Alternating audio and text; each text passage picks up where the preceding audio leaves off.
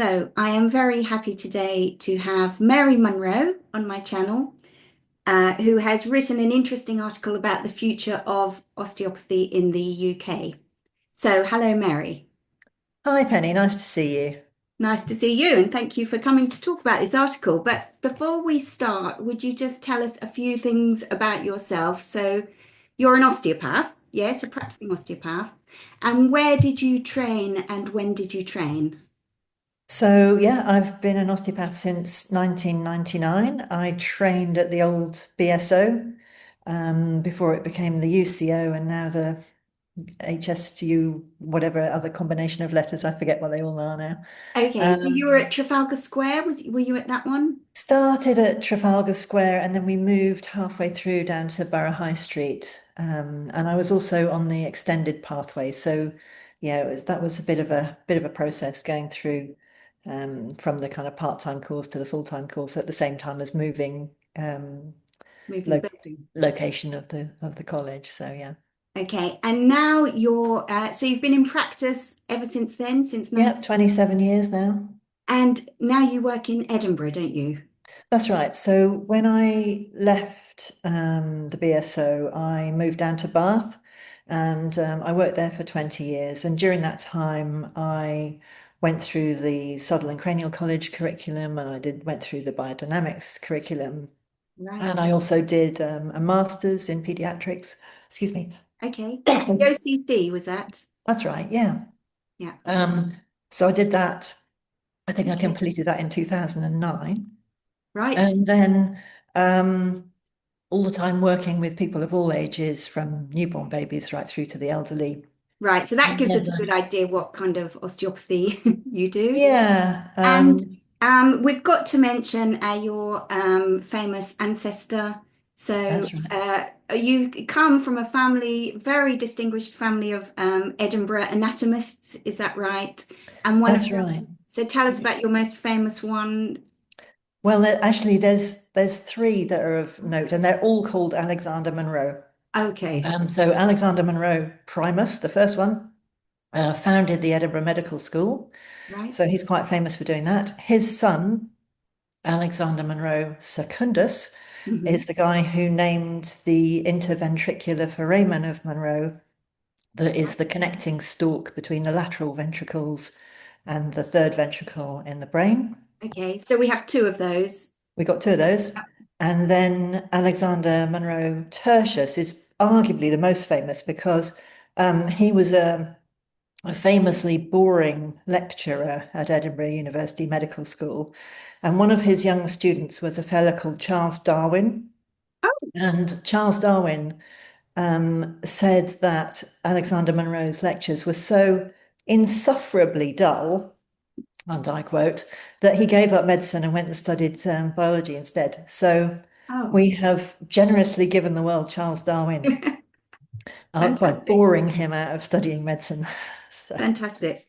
yeah, Okay, so you've written this article, a sort of extensive article, very well referenced, so over 80 references there.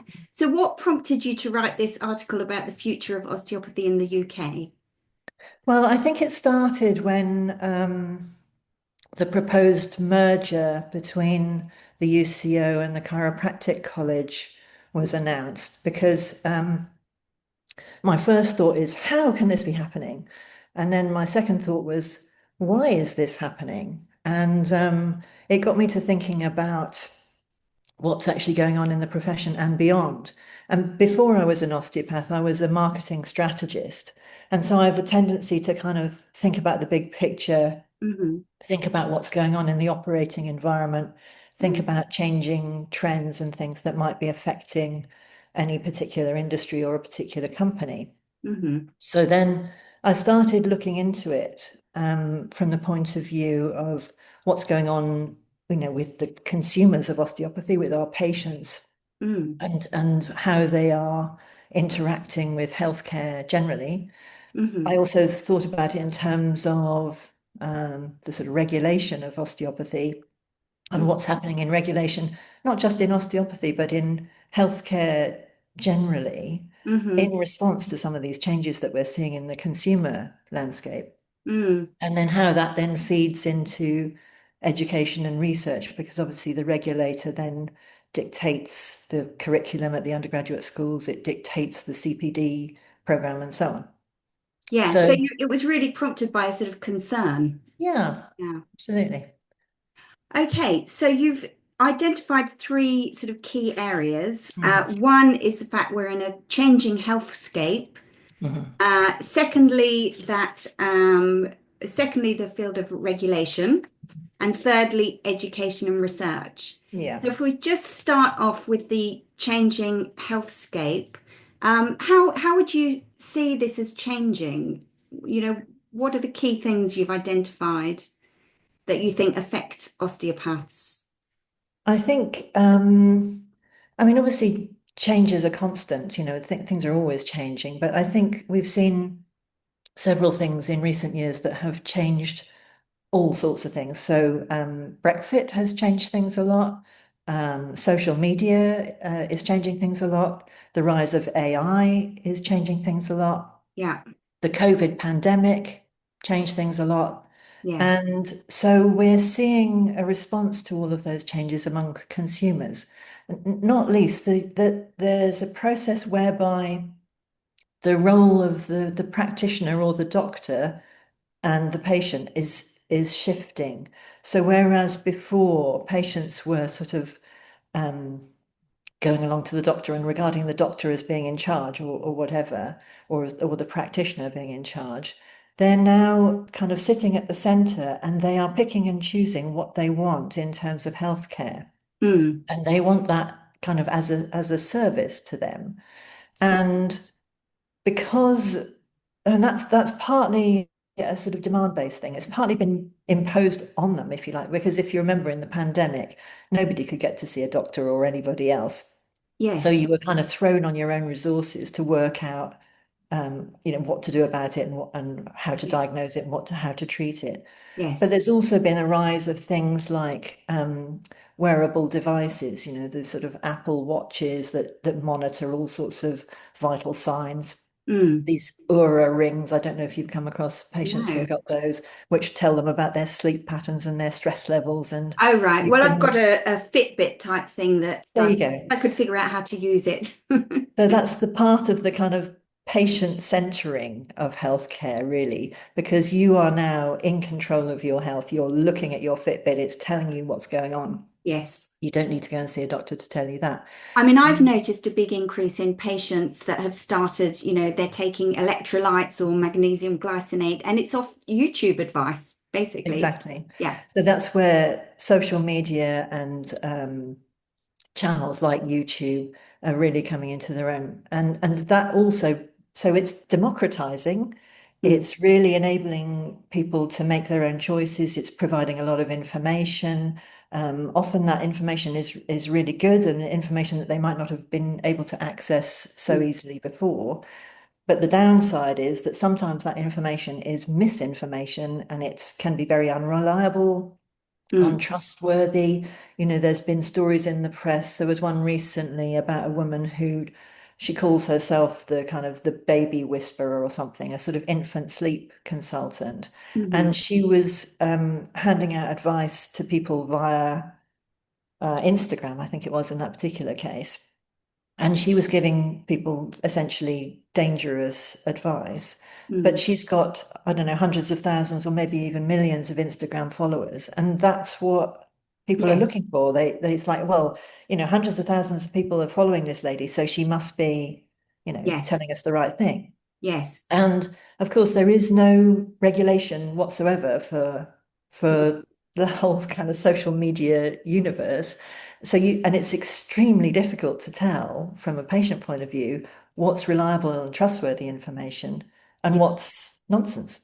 And It's there are just you difficulties with can't tell. social media because the actual regulated professionals are more tightly bound by what they can do on social media.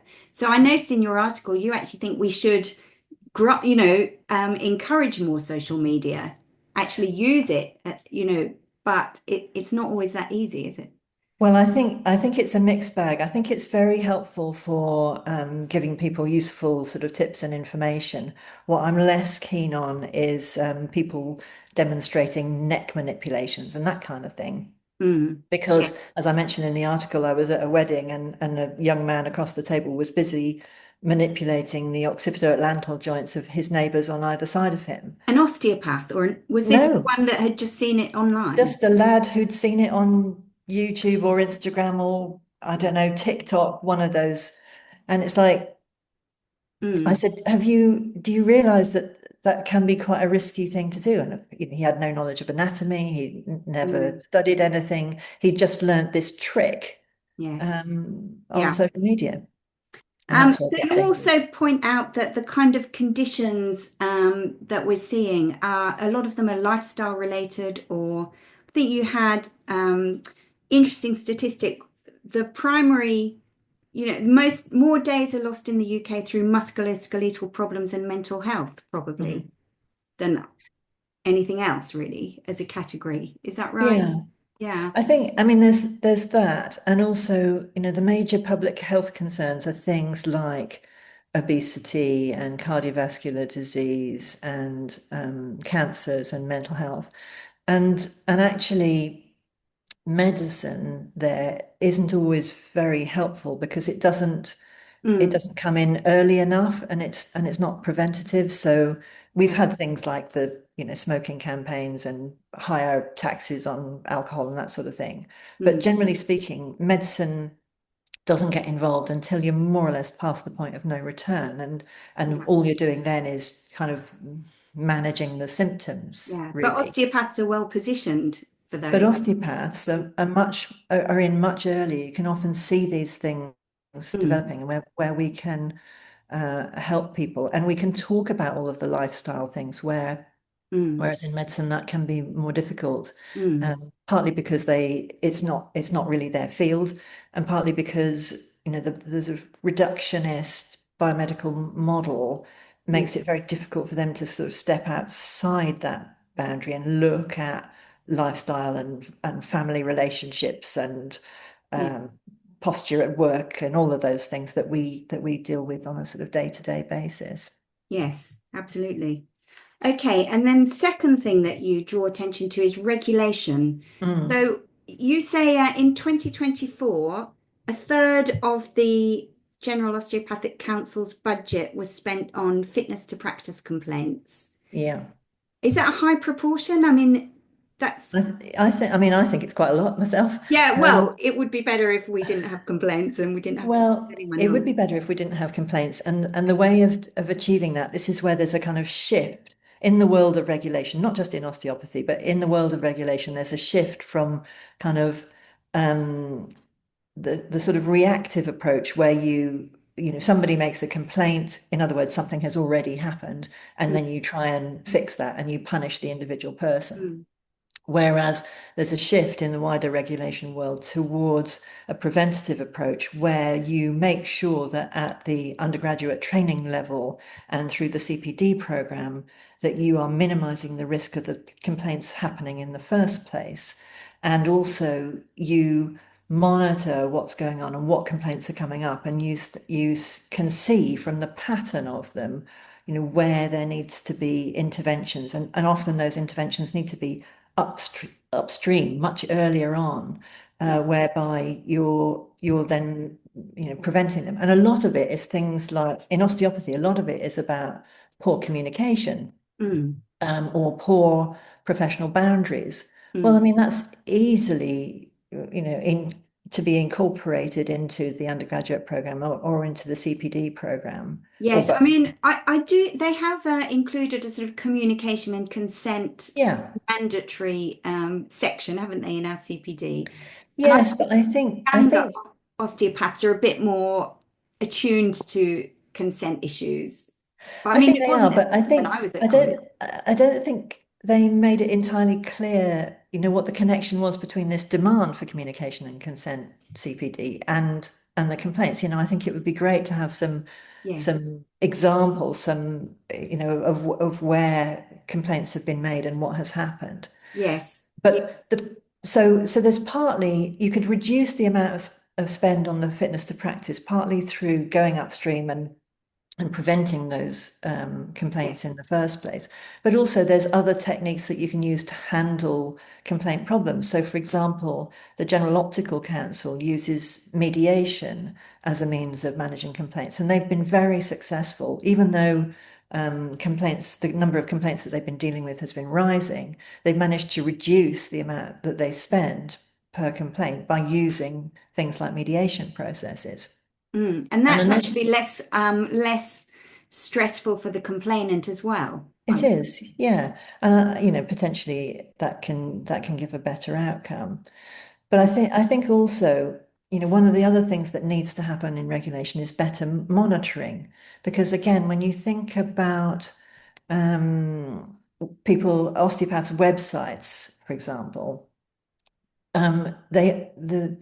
the regulator only looks at those really if they receive complaints. So I don't know if you remember about 10 years ago, there was an outfit called the Good Thinking Society, which Absolutely decided to do remember it well. yeah, Simon they Singh. really they really kind of zoomed in on osteopathy, and if you look at the kind of complaint list against website advertising and what have you, there was a massive blip that year because they just got on their high horse about it. Yeah. But actually, it would be better if there was a much more systematic approach to monitoring websites. Yes. So, for example, this is where you could use AI. So, the Advertising Standards Authority is now using AI to trawl through all websites in particular sectors that they regard as being high risk. So, Hmm. things like healthcare is one of them actually that they're looking at. Mm. So that rather than, again, waiting for a complaint and reacting to that, they are systematically looking at websites and identifying where there are issues. So, again, the General Osteopathic Council could use a system like that to monitor people's websites and prevent complaints from occurring in the first place by making sure that people are only saying what they are allowed to say. I mean, obviously, there's a separate argument about what we're allowed to say. Yes. That's a different Yeah. matter. We won't get into that now. We won't get into that now. But the point is, to be an effective regulator, they need to be more systematic. And that's an AI is a great tool for looking at that as an option. Yes.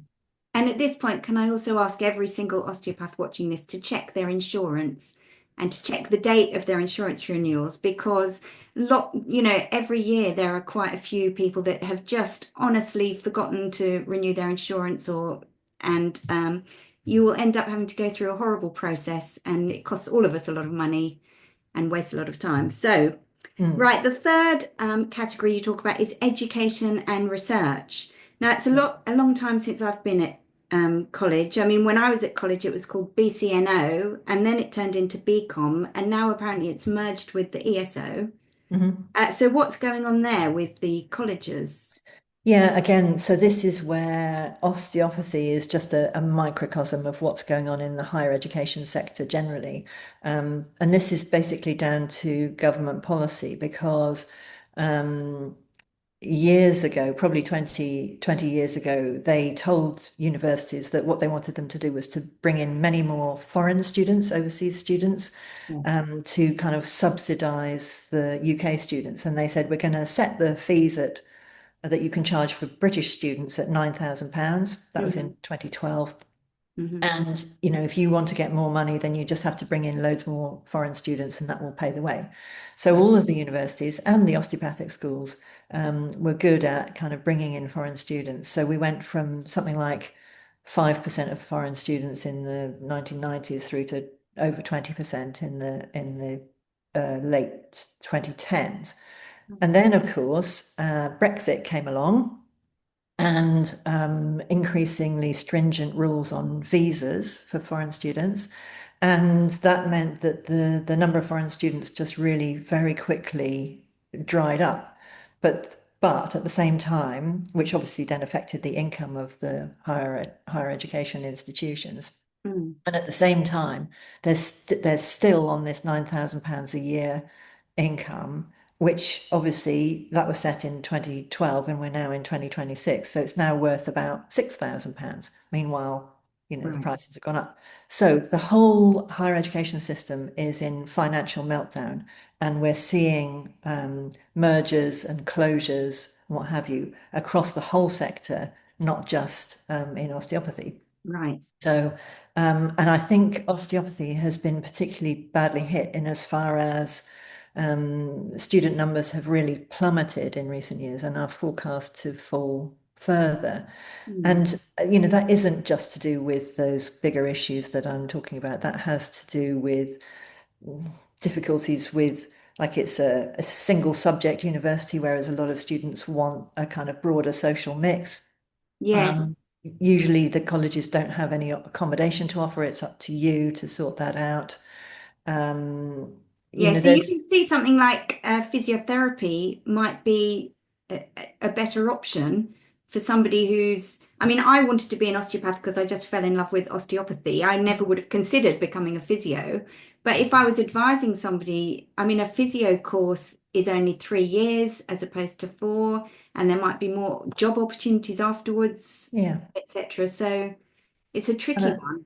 it is a tricky one. And so and I think one of the issues is that osteopathy in a way has lost maybe a little bit of its distinctiveness. It's why would you choose to study osteopathy rather than physio, for example?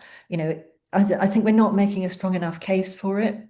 No, to me, Um, when I joined, they were completely different. They weren't, yeah, there's no comparison. It wasn't which one did I want to do. I just never would have wanted to be a physio at all. yeah. Yes. And this, so I think we need to really think about our kind of professional identity and really think about Mm. what it is that makes it distinctive. And that then also leads into the research piece, but I'll come back to that in a minute, because the other thing I want to say about the education is that there's again a wider shift in higher education towards a much more student-centered approach. Hmm. So this is where you're seeing kind of a portfolio approach and a more apprenticeship kind of approach, Hmm. whereby the student, they have a certain number of mandatory modules that they might do, but Mm. they then can also choose to do modules that meet their own interests. So it's Mm. much more student-centered. And I can foresee in the future that you might do some modules, let's say at the UCO, but you might do some modules online with Harvard or Melbourne University, or wherever. Okay, Or so you you might tailor the choose, course more to the specific yeah. work you want So to do.